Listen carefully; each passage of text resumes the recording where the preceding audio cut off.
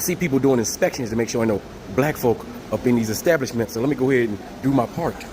Attention all black people, we are boycotting Asian businesses. Justice for Cyrus. Look, I wasn't going to talk about the Rick Chow situation, but as an Asian American, I have to talk about this. Black people are calling for other black people to boycott all Asian businesses. Are you kidding me? So the actions of one...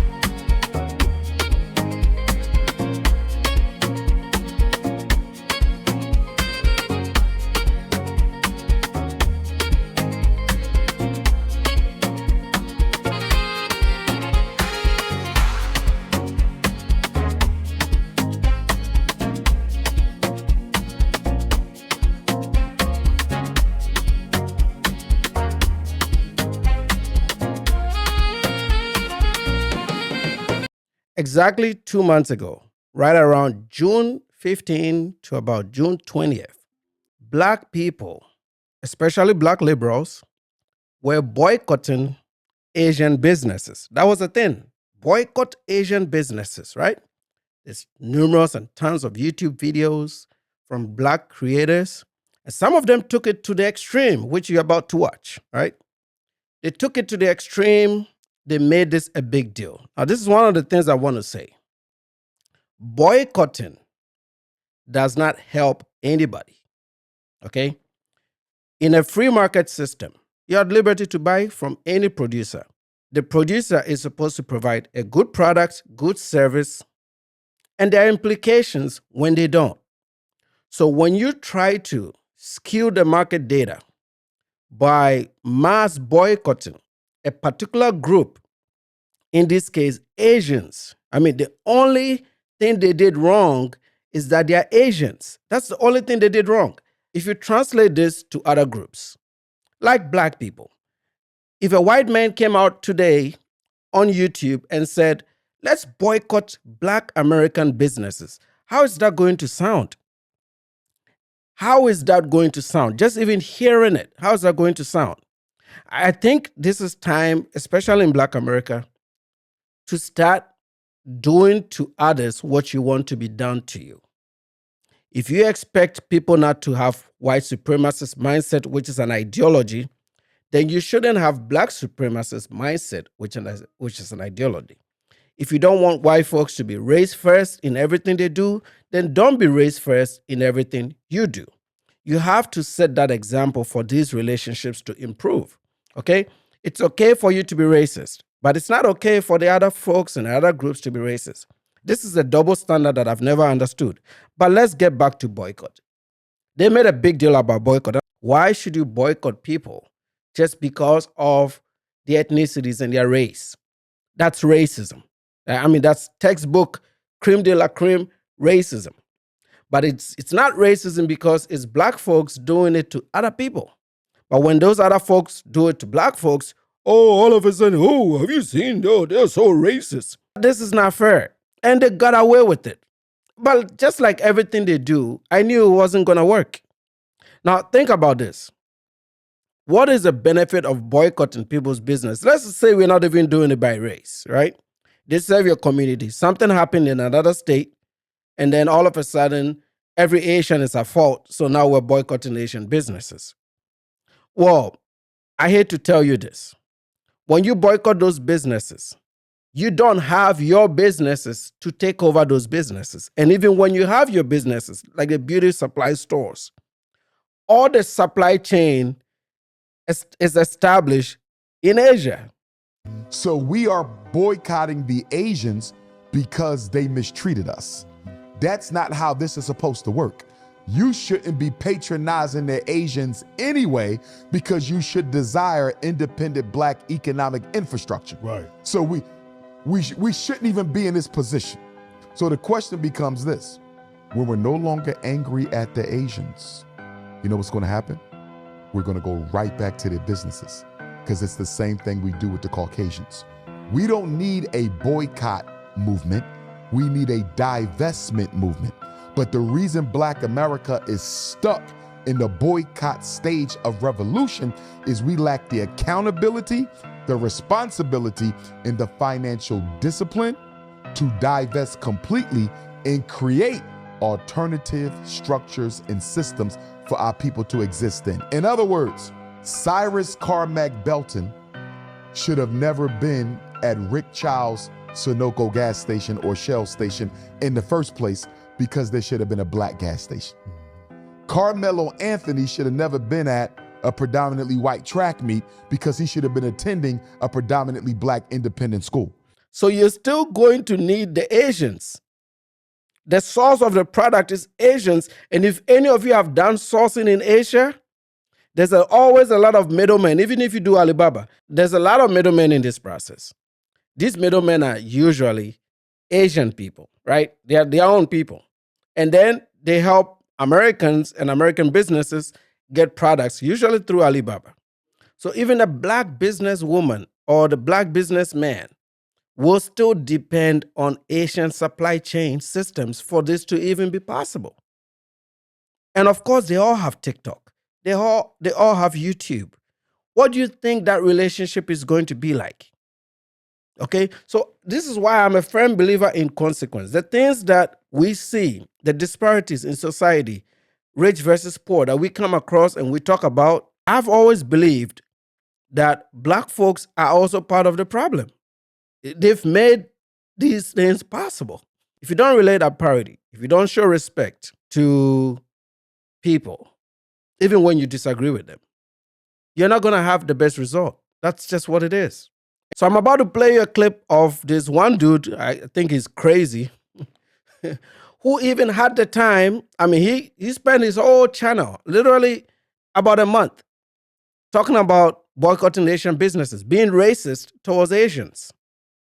And one of the most striking things was how seriously he took it, knowing that it wasn't going to go anywhere. And then he even took time out of his own schedule to go to an Asian place to check to make sure that the stupid online boycott is working. Well, fast forward, today is August 25th. What happened to Asian businesses? Nothing. Just like everything they do, nothing. See, the past protests, the black folks of the 60s, that's not the black folks of today. A lot of these folks are weak, man. See, the guys of the 60s had intellect behind their protest. They had set goals. They had planning behind it. Nothing was a coincidence. They were strategic. And they employed allies in a lot of the things they worked on. That's why they had a lot of success. This new bunch are just emotional creatures that completely have no education, no structure.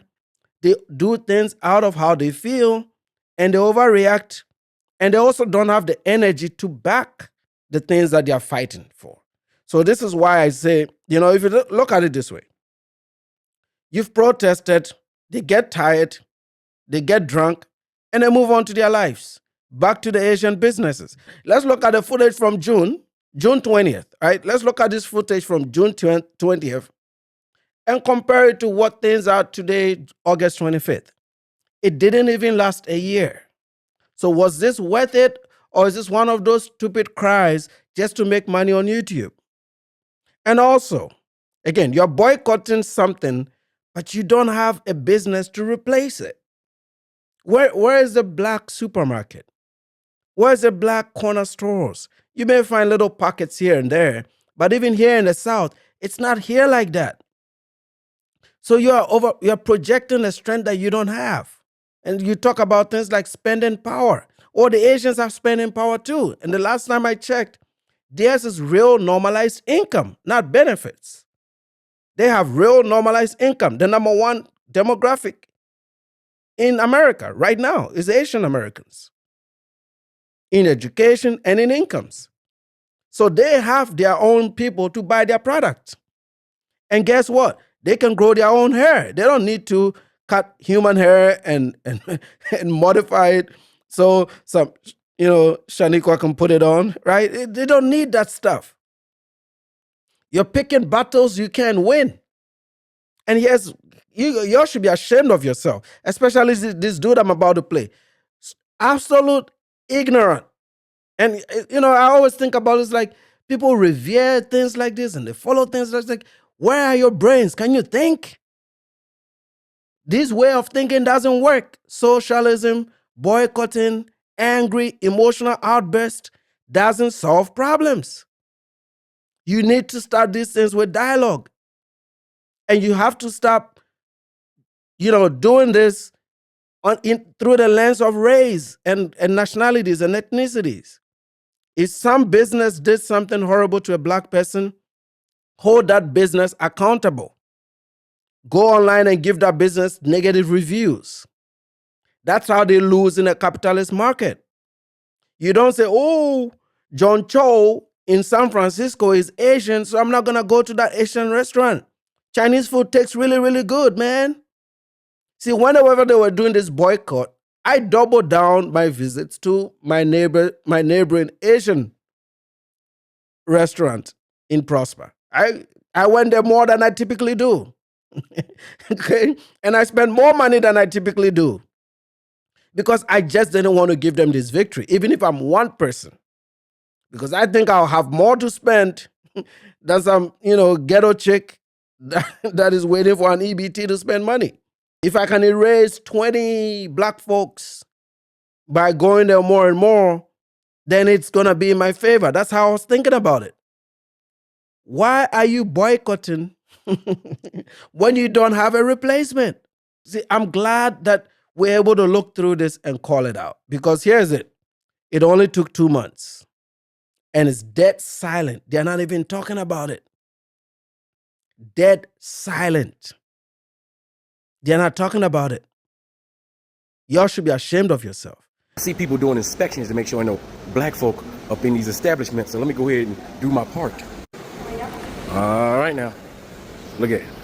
Let's see if we find any black folks up in there. Huh? Uh-huh. Not a goddamn black folk up in there. All right. Let's see. Relax zone. That particular one that he just passed, if you look at the customers, that's for Asian people. Those salons are for Asian women and Asian men. Those are Asian salons. The black people don't go to those salons. Black people just buy the material to go to some Nigerian or some Congolese lady or their own people to make their hair. They don't go sit in Asian establishments to get their hair done. Why didn't you go to maybe a nail place? Let's see, maybe he does. Let's keep going. Let's see, any black folks up in there? Yeah, ain't no black folk up in there. Let's go. All right, let's see. Acupuncture. Then I see no black people up in there. Nope, no black people up. Yep, black people don't do acupuncture, and that doesn't look like the hood. This is like you're in this affluent mall in DC that has literally no black people in the entire mall. The whole time you've been walking, I don't see black people. They're not there. But when I go to a mall in Frisco, black folks are not there regardless.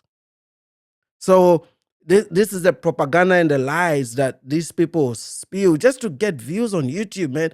He knows very well that it doesn't matter whether there's a boycott or not. Black folks are not going to be there. Up in there. All right. All right, let's see. Bourbon Street. Nope. Ain't no black folk up in here. Looks full. We not eating at y'all motherfucking asses either. All right. I guess ain't no black folk eating here either. Ain't no black folks up in here. Ain't nothing happening. I'm suspicious. Okay, so you saw a Taco Bell. You saw a couple Asian businesses in the mall. Where is the black business?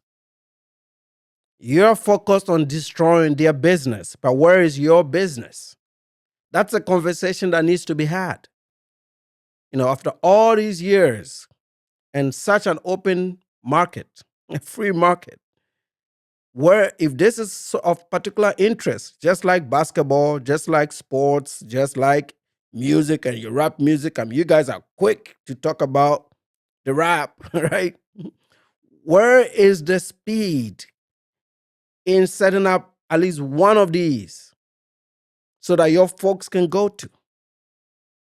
These people, when they put up businesses, they don't think in the lens of race. They think in the sense of opportunity and capital. and perfecting and making their product better. And you guys are failing to do that. Generation after generation after generation. And now that it's pretty much a level playing field, because I've seen Nigerian jollof houses. My friend owns a jollof house here in the Dallas area. If you Google jollof house, it's owned by a very good friend of mine. And he just opened a second branch. Exquisite, beautiful looking place. Take away, take home, whatever, all the services, top notch, right? That's what I should be seeing. You've been walking around there now, we're about a minute in, and there's no black businesses. Where's the black ones that you can go walk up to? But still ain't no black folks up in here. Ain't no black folks up in here either. Look at all that food just sitting there. Ain't no black folks up in here. Let's see. Some kind of day spa, huh? Let's see if any black folks up in here. Nope. No black folks up in here. No black folks up in here. None. Okay. Good job. Good job. No black folks up in here. Let's see. Relax zone. Okay. Ain't no black folks up in here. None at all. Zero black folks up in here. Yeah, I'm about to catch some folks slipping today. Yeah, y'all thought we forgot. There's one. For shame. Yeah, even Target. I mean, if Target is not in your neighborhood, Walmart is not in your neighborhood, where are you going to shop? This is a general mall. I thought you went to a specific Asian mall. This is a general mall. He's walked around all these businesses, and there's not a single black business in there. And if you know the DMV, where this folk is filming, it's heavily black. And mostly middle class. There's a lot of middle class and upper middle class. I'll give them that. Middle class and upper middle class black folks, federal contractors, federal workers in the DC area. And if they are not even being able to do that, you think Mississippi and Alabama will be able to do it? This is the right conversation for a deep thinker. Is, well, I've been walking around here and I have not even seen a single black business. But instead, I'm looking at it from a consumption perspective. Ooh, our folks are not spending money here. We are winning by not spending our money here. Well, if that Target goes out of business, it employs black people too. There are black people that work in the corporate offices in Target in Minneapolis. It hits harder when you folks lose your jobs. You're not doing your community any favors when you think like this. Open your minds up a little bit. I notice, because I've addressed this guy a few times, I've noticed there's a problem here. I mean, I'm just being honest. Go to school, fellas, please do. It helps you. Don't be thinking like this. This is childish thinking.